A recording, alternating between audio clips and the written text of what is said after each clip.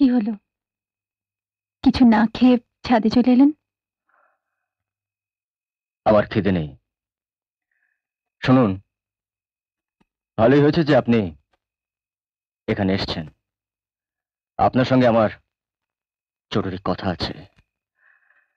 এবার আমি চাইছি যে আপনি আমাদের বাড়ি ছেড়ে চলে যান।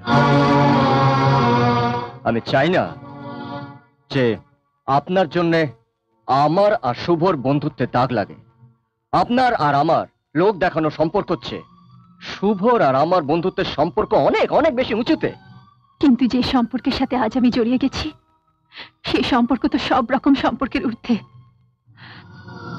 যে সিঁদুরকে আমি শুধুমাত্র লাল রং বলে ভেবেছিলাম, কিন্তু সে তো তা নয়। তার যে অনেক দায়িত্ব, অনেক মর্যাদা। এই মর্যাদা ঠর্যাদা আমি জানি না। আপনি আপনার এই সিঁদুরটা মুছে ফেলুন।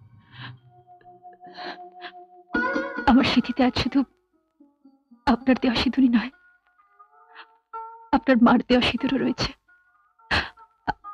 আপনার দেওয়া সিঁদুর আমি মুছে ফেলে আপনার হাত থেকে মুক্তি পেতে পারি, কিন্তু ব্যানার্জি বংশের কৌটো থেকে যে সিঁদুর আপনার মা আমার স্মৃতিতে পরিয়ে দিয়েছেন, সেই সিঁদুর আমার আমার স্মৃতি ভেদ করে আমার রক্তে মিশে গেছে। বলুন, বলুন না, সেই সিঁদুর আমার আমার রক্ত থেকে আলাদা করবো কি করে? বলুন না। দেখুন, আমি শুভকে কথা দিয়েছি আমি আপনাকে ওর কাছে ফিরিয়ে দেব। তাতে যদি প্রয়োজন হয় আপনার শরীর থেকে সমস্ত রক্ত নিংড়ে বার করে আপনার রক্ত থেকে সিঁদুরটাকে আমি আলাদা করে দেব।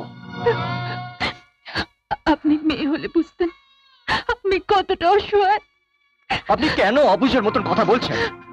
এই ঘর আপনার নয়। এই ঘরে আপনি এসেছেন কদিনের জন্য অতিথি হয়ে। কাল সকালে যদি আপনি বাড়ি ছেড়ে না যান, তাহলে বাড়ির সকলকে আমি আসল সত্যটা জানিয়ে দিতে বাধ্য হব।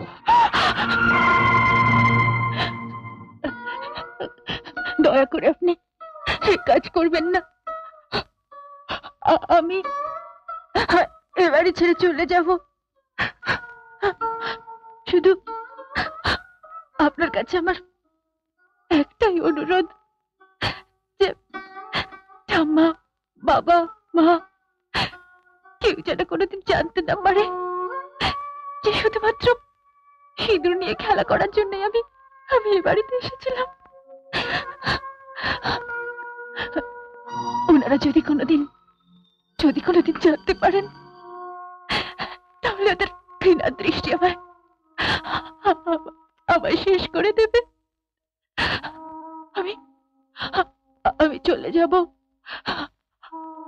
আমি কাল সকালে চলে যাব।